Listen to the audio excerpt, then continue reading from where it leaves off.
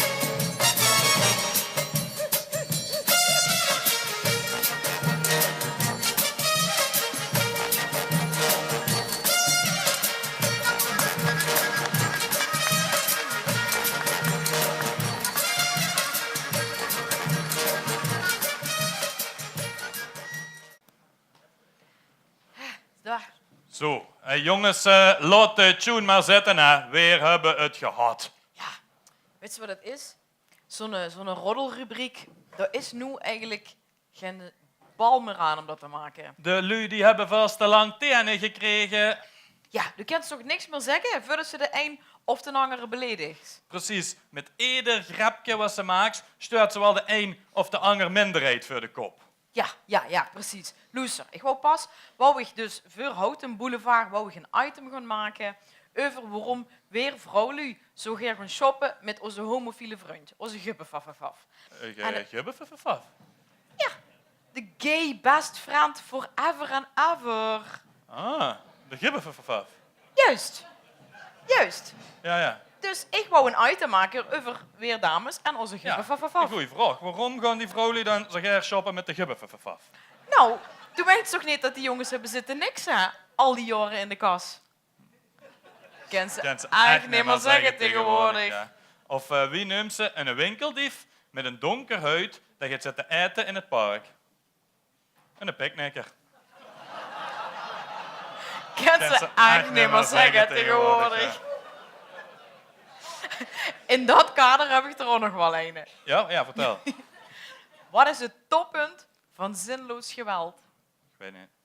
Een varken halal slachten. Ken ze echt niet meer zeggen tegenwoordig. Ja. Of pas dan, hè. Ik ging dus even naar de stad. Ik moest een nieuw horloge. Ja, ik ben nog niet geslaagd, zoals je ziet.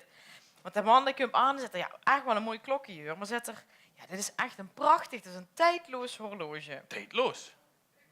Ja, dan hoef je hem natuurlijk niet, hè.